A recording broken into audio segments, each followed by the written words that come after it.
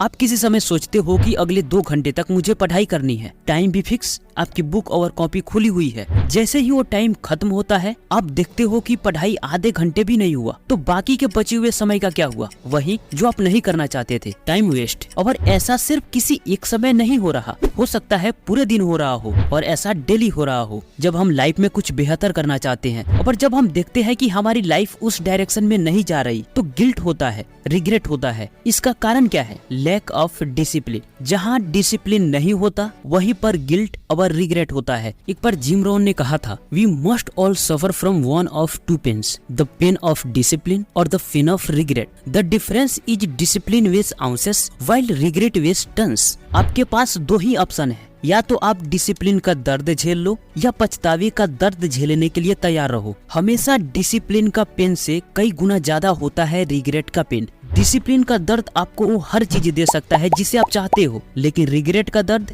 सिर्फ आपको रिग्रेट देता है। और रिग्रेट का दर्द वाली जिंदगी कोई जीना नहीं चाहता, लेकिन डिसिप्लिन का दर्द से भागते हैं। अगर आप एक को जानबूझकर गले नहीं लगाओगे तो दूसरा अनजाने में गले लगाएगा, और इसका दर्द बहुत बड़ा होगा। आप खुद एक्सपीरियंस किए हो कि जिस दिन आप 2 से 4 घंटे पढ़े होते हो या कोई इंपॉर्टेंट काम किए होते हो, आप अंततः खुश होते हो। आपको उस मेहनत का दर्द महसूस नहीं होता।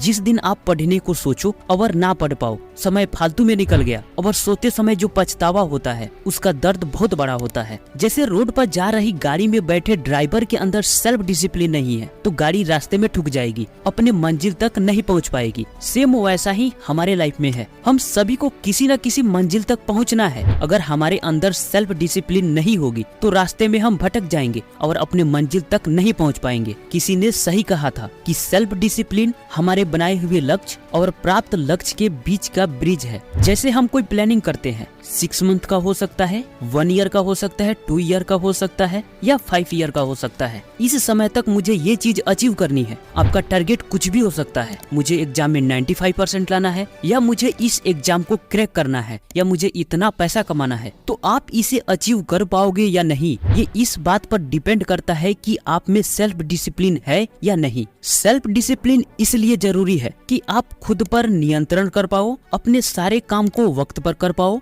खुद को बेहतर बना पाओ, अपने टारगेटेड गोल को अचीव कर पाओ, अंततः अपने फ्यूचर को बेटर बना पाओ। सेल्फ डिसिप्लिन अंदर की फोर्स के द्वारा संचालित होता है। जैसे टीचर या पेरेंट्स को दिखाकर कोई भी पढ़ सकता है, पर जब कोई ना हो तब आप क्या कर रहे हो? अकेले में सही काम करना ही सेल्फ डिसिप्लिन है। जब कोई ना हो तब आप पढ़ाई कर रहे हो, यानी सेल्फ डिसिप्लिन में हो। एग्जाम आता है तो सब पढ़ लेते हैं, बट एग्जाम से कुछ महीनों पहले वही पढ़ता है जिसके अंदर सेल्फ डिसिप्लिन होता है। जब मेरा मूड हो तो मैं पढ़ूंगा, यह डिसिप्लिन हो सकता है, लेकिन जब मूड ना हो तब पढ़ना ही सेल्फ डिसिप्लिन है। लाइफ में कुछ भी पाना चाहते हो, पहले खुद पर विजय पाओ। तो सेल्फ डिसिप्लिन का पावर समझ गए। अब सेल्फ डिसिप्लिन बिल्ड करने के 7 ऐसे तरीके बताने वाला हूँ जिससे आप एक नए अवतार में अपने टारगेट को अचीव करने के लिए आगे बढ़ पाओगे। देखो, अपने आप कुछ नहीं बदलता, हर बदलाव के लिए आपको कदम उठाना पड़ेगा।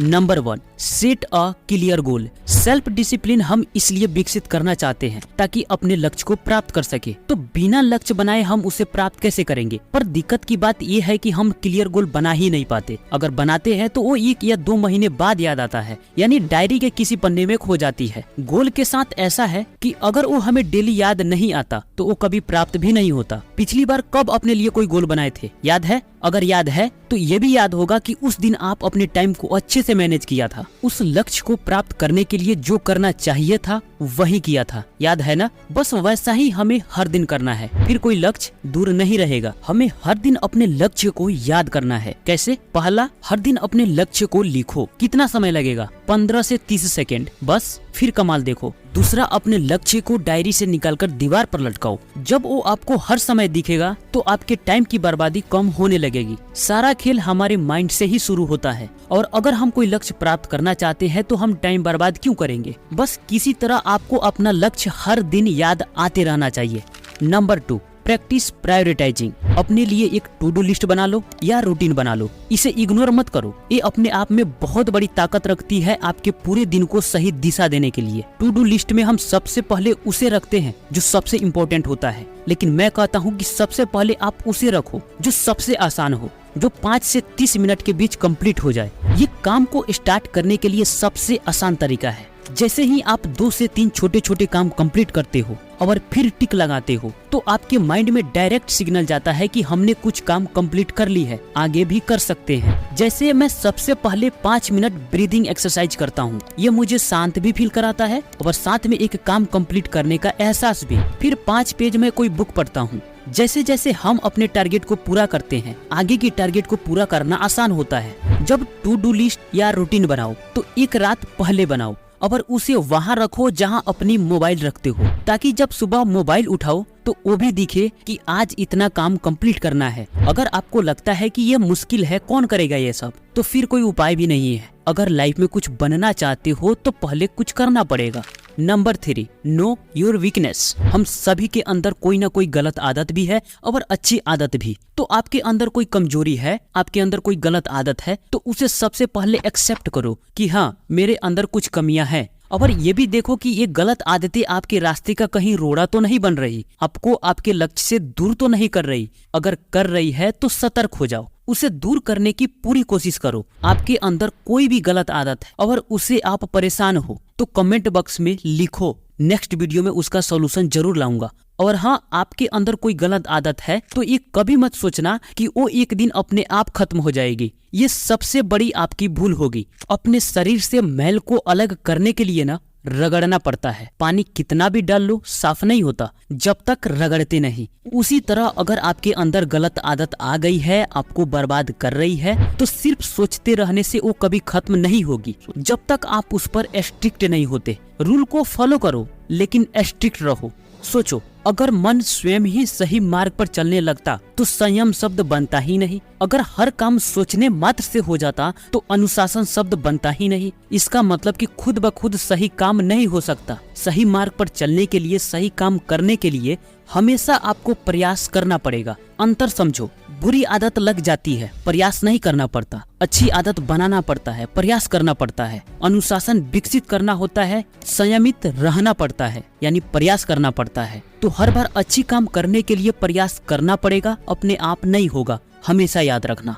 Number 4, create a new habit. हम बुरी आदतों के साथ सफल हो नहीं सकते और जब तक अच्छी आदत डालेंगे नहीं तब तक बुरी आदत जाएगी नहीं। अगर एक को छोड़ते हैं तो दूसरे को अपनाना पड़ेगा।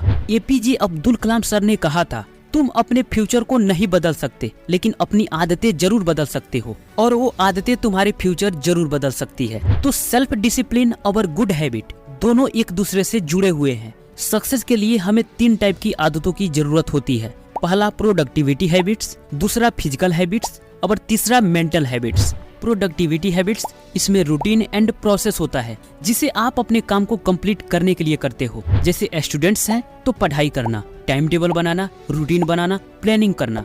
फिजिकल हैबिट्स, हम जो भी काम करते हैं शरीर से करते हैं, तो शरीर को हेल्थी रखना, फिट रखना जरूरी है ताकि हमारी प्रोडक्टिविटी बढ़ सके, जिसमें एक्सरसाइज करना, हेल्थी डाइट लेना, रेगुलर ब्रेक लेना, ये सभी जरूरी है।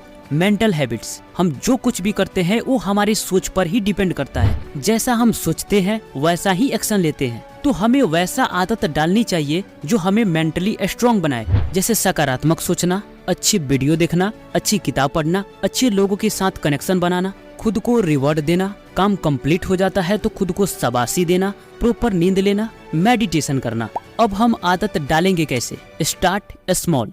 कोई भी आदत डालने की सोचो, हमेशा शुरुआत छोटे लेवल से करो ताकि आपके दिमाग को वो मुश्किल ना लगे। जब हर दिन उसे दोहराने लग जाओ तो उसमें समय या नंबर ऐड करके थोड़ा और बड़ा करो, फिर उसे कुछ दिन तक दोहराते रहो। जब हर दिन उसे भी दोहराने लग जाओ फिर उसे और बड़ा करो। ऐसे करते चले जाओ जब तक आप उस आदत से संतुष्ट ना हो जाओ कि अब मेरी लाइफ सही ट्रैक पर जा रही है। जैसे अगर आप डेली 6 से 8 घंटे पढ़ाई करते हो तो इससे आगे जाने की जरूरत नहीं है, यही आपके लिए काफी है। डिपेंड इस बात पर करता है कि आपका गोल कितना बड़ा है।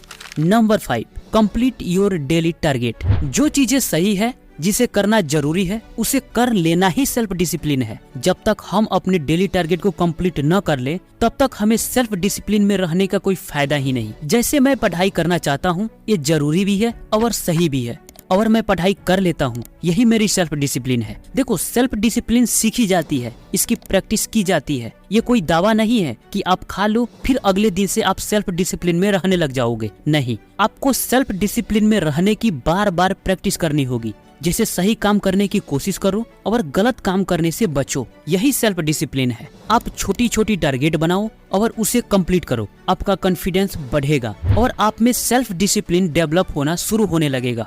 जैसे मुझे सिर्फ 30 मिनट पढ़ाई करनी है, बस टाइमर लगाओ और अपने पढ़ाई को कंप्लीट करो। एक टारगेट कंप्लीट करोगे, दूसरे टारगेट के लिए कॉन्फिडेंस बिल्ड होगा। फिर आप दोबारा 45 मिनट का टाइमर लगाओ और उसे कंप्लीट करो। जितनी बार आप टारगेट को कंप्लीट करोगे उतना ही आप में कॉन्फिडेंस बिल्ड होता चला जाएगा। उसी तरह 1 घंटे तक मुझे मोबाइल ओपन नहीं करनी है, इसको किसी तरह कंप्लीट करो, फिर देखो आप में कॉन्फिडेंस बढ़ेगा कि ये भी मैं कर सकता हूँ। इसी तरह छोटे छोटे टारगेट को कंप्लीट करते जाओ, आपके अंदर सेल्फ डिसिप्लिन बिल्ड होते जाएगी। जिसे करना है उसे कर डालो और जिसे बचना है उसे बचते चले जाओ, यही सेल्फ डिसिप्लिन है।